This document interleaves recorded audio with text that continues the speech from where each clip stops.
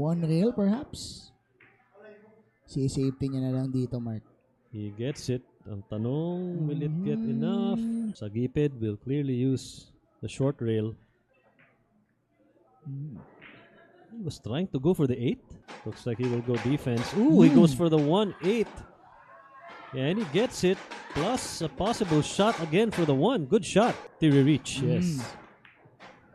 But I think that was defense. He was not going offense there. Goes rail. Did not get the scratch. Enjoy watching SBA. Pa-shoutout naman dyan, Doc Nicky and Mark Zambrano. The Rockstar June Sanke at sa mga kamag-anakan ko dyan.